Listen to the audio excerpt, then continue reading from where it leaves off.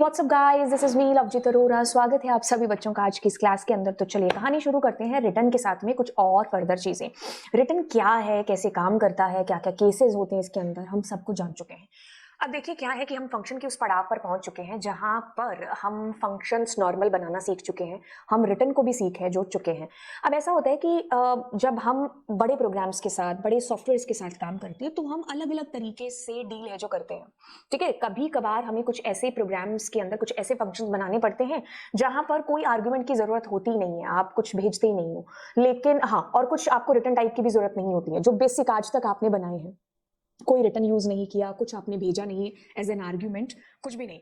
अब आपको कभी ऐसी भी नीड है जो पड़ सकती है कि आप आर्ग्यूमेंट भेजो बट आपको कुछ रिटर्न करने की नीड ही ना पड़े। मतलब आपने कोई ऐसा आप कोई ऐसा सॉफ्टवेयर है जो बना रहे हो जिसके अंदर आप फंक्शन के अंदर कुछ डेटा भेज रहे हो बट आपको जरूरत नहीं है उसके आउटपुट को वापस लेने की, तो आप उसमें रिटर्न यूज ही नहीं कर रहे हो। तो मतलब ऐसा भी हो सकता है, कोई ऐसे रिस्ट्रिक्शंस नहीं है कि रिटर्न हर बार लगेगा या रिटर्न नहीं लगता है या आर्ग्यूमेंट्स हर बार भेजने जरूरी ही है। तो ये उस चीज को बताने के लिए है कि क्या टाइप ऑफ आर्ग्यूमेंट और रिटर्न मतलब आपस में कितने कॉम्बिनेशन बैठ सकते हैं, है ना। और कभी कभार ऐसा होता है कि हम कोई आर्ग्यूमेंट नहीं भेजते हैं, हम सिर्फ फंक्शन को खाली कॉल करते हैं और कहते हैं कि काम करो और हमें आंसर को रिटर्न कर दो। तो ऐसी जरूरत भी है जो पड़ सकती है और ऐसे भी हम फंक्शंस को क्रिएट कर सकते हैं। बताऊंगी मैं प्रैक्टिकली भी। कभी कभार हमें भाई आर्ग्यूमेंट भी भेजने पड़ते हैं और उसका आंसर वापस भी है जो लेना पड़ता है ना। तो ये जरूरतें हमारे सॉफ्टवेयर के ऊपर, हमारे जो जिस तरीके से हम प्रोग्राम बना रहे हैं, जैसी रिक्वायरमेंट आ रही है उस अकॉर्डिंग चेंज होते जाएंगे। तो ये वो सारी पॉसिबिलिटीज हैं कि कहीं आर्ग्यूमेंट भेजा फिर आंसर वापस नहीं आया, कहीं पर हमने आर्ग्यूमेंट ही नहीं भेजा लेकिन हमें आंसर वापस चाहिए, कहीं ना तो हमने कोई आर्ग्यूमेंट भेजा ना हमें आंसर वापस चाहिए, रिटर्न नहीं चाहिए, आप काम करो, प्रिंट कराओ, जो कराना है कराओ, है ना। कई बार हमें आर्ग्यूमेंट भेजना भी है और आंसर भी है जो रिटर्न कराना है। तो ये वो सारी पॉसिबिलिटीज हैं जो हो गई रिटर्न और आर्ग्यूमेंट के साथ की। अब पहला केस इसके अंदर करते हैं जो कि मैंने लिखा है नॉर्मल है कि कोई आर्ग्यूमेंट नहीं भेजना और ना ही कोई इसमें के अंदर कोई रिटर्न है। मतलब नॉर्मल का मतलब हमने आज तक ऐसे प्रोग्राम्स बनाए हैं और शायद हमने जब पाइथन को या मतलब फंक्शंस को जब हमने पहली बार सीखा था तो हमने ये चीज की थी सबसे पहले, है ना। जैसे मान लो मैं इसी का एक एग्जांपल लेती हूँ। ठीक है, ये हमने क्या किया, यहाँ पर फंक्शन कॉल कर ली और यहाँ पर हमने इसको मेरे को लिखने दो जैसे मैंने p प्लस के कर दिया, है ना। तो ये नॉर्मल है। ये कौन सा केस है कि जहां पर हम no argument no return type, you just called. मैंने क्या किया, यहां से फंक्शन को कॉल किया, ठीक है, इसने अपना जो भी काम अंदर लिखा होगा वो किया और आंसर प्रिंट कराया नहीं कराया, जैसी रिक्वायरमेंट आ रही है वो काम करके अब मैं जैसे इसको प्रिंट करती हूँ इसका आउटपुट मेरे पास आ रहा है। मतलब हमें आउटपुट पर ज्यादा फोकस नहीं करना है। यहाँ ये मुद्दा नहीं है कि आउटपुट क्या आएगा, यहाँ पर मुद्दा ये है इस लाइन को समझना कि कभी कभार हम कोई आर्ग्यूमेंट नहीं भेजते हैं और ना ही हम कोई रिटर्न टाइप की एक्सपेक्टेशन करते हैं। तो ऐसा भी प्रोग्राम अगर हो तो हम बनाते हैं, ठीक है। फिर हम कहते हैं कि यार हमने आर्गुमेंट तो भेजा बट हमने कुछ रिटर्न नहीं लेना है आंसर। तो ऐसा भी हो सकता है कि जैसे लेट्स सपोज कि मैंने कहा p इज इक्वल टू और ये जो k मैंने लगा रखा है इसको मैंने बाहर एज ए ग्लोबल डिक्लेयर कर लिया। अब मैं p को और k को भेज रही हूं, ठीक है।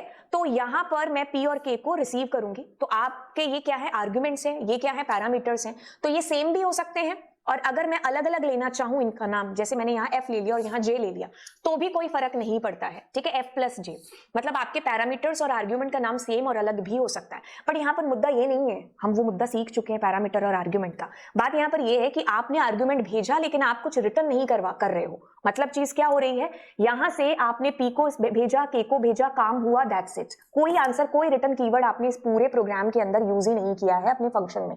तो ऐसी पॉसिबिलिटी भी अगर बनती है तो वो भी चीज सही है।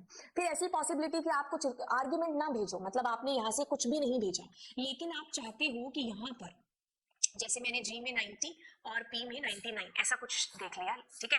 अब मैं क्या कर रही हूँ, रिटर्न कर रही हूँ यहाँ से उनका आंसर J प्लस P या जो भी मेरे को आंसर चाहिए, ठीक है।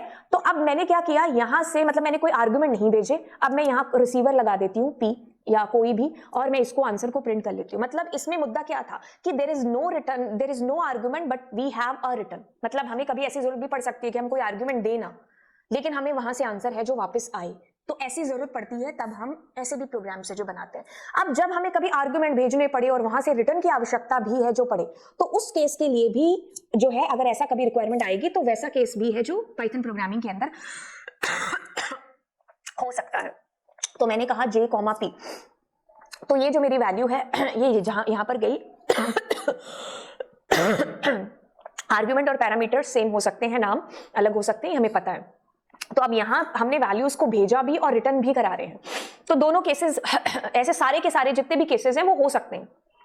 ठीक है, कभी आपको आंसर ना भेजना पड़े, मतलब कभी आपको आर्गुमेंट ना भेजना पड़े और आपको वापस रिटर्न भी नहीं चाहिए, that is also possible. Argument भेजा है, रिटर्न नहीं यूज किया, इट्स ओके। आपने आर्गुमेंट नहीं भेजा, रिटर्न हो रहा है आंसर तो भी ओके, आर्गुमेंट भी भेजा और रिटर्न भी हो रहा है, दैट इज ऑल्सो ओके। तो ये सारे केसेस हैं और ये केस तो हम जान ही चुके हैं कि रिटर्न के बाद में आप कुछ भी लिखते हो वो कभी भी नहीं चलता है, मतलब return is the last statement of your function. ये हमने ऑलरेडी लास्ट क्लास में प्रैक्टिकल देख चुके हैं हम लोग। अब सारे केसेस को समरी में देख लीजिए। नंबर 1 केस क्या है कि आप जैसे यहां से आपने 10 को भेजा, बस आपका आंसर क्या है, आपके पास रिटर्न हो गया, दैट्स इट। नंबर 2 केस क्या है कि आपने यहां से अपने डेटा को भेजा और वो वहीं प्रिंट हो गया, देयर इज नो रिटर्न, ठीक है। नंबर 3 केस क्या हो सकता है कि आपने यहां से डेटा को भेजा और उसने आपका डेटा आपको काम करा के कुछ भी आंसर वापस रिटर्न कर दिया, ठीक है। तो ये भी चीजें जो हो सकती हैं। फिर आपके पास ऐसा हो सकता है कि आप एक से ज्यादा आंसर्स को रिटर्न कराना चाहते हो, तो वो भी पॉसिबल है। तो एक से ज्यादा यानी कि ट्यूपल की फॉर्म में आंसर रिटर्न होगा, ठीक है। अब ये केस में आपको लास्ट क्लास में एक्सप्लेन कर चुकी हूं कि क्या होगा। जैसे इनडायरेक्टली आपने 1 2 3 और 4 लिखा हुआ है, तो ये गया ए में, ये गया बी में, ये गया सी में, ऐसे करके आपकी वैल्यूज क्या है, मल्टीपल असाइनमेंट है जो हो रहा है। ये तो बेसिक पाइथन के अंदर की चीज है। अब आप ऐसे भी है जो भेज सकते हो, मतलब इसमें इक्वल्स टू लगा रखा है ना, तो जो सम के अंदर होगा वही डी में, जो डी में है वही सी में, जो सी में है वही बी में, जो बी में है वही ए में। तो यानी कि ये पूरा का पूरा जो ट्यूपल है, 4 देखो 4 मल्टीप्लाई 1 लिखा हुआ है ना, हाँ, तो 4 मल्टीप्लाई 1 यानी कि 4,2 है। तो ये जो सेट है ये इसमें भी जाएगा, इसमें भी, इसमें भी, इसमें भी और इसमें तो रिसीव हुआ ही है।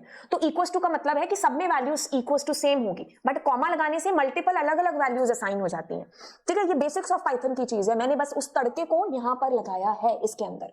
7 नंबर केस आपका ऐसा भी हो सकता है कि जैसे आप एक ट्यूपल यहां से रिटर्न कर रहे हो, बाकी इसमें मैंने कुछ नहीं किया, लास्ट मैंने शायद ए या बी प्रिंट कराया था, यहां मैंने सब कुछ एक साथ प्रिंट करा दिया, सेम वही चीज है। सब में जो आया है वही डी में है, वही सी में, वही बी में, वही ए में है। तो इस तरीके से एक एक करके आपके पास चीजें प्रिंट होती गई। पॉइंट्स टू रिमेंबर याद रखना है कि डेफ कीवर्ड का हम यूज करते हैं हमारे फंक्शन हेडर के अंदर। फंक्शन का नाम हमेशा यूनिक होना चाहिए।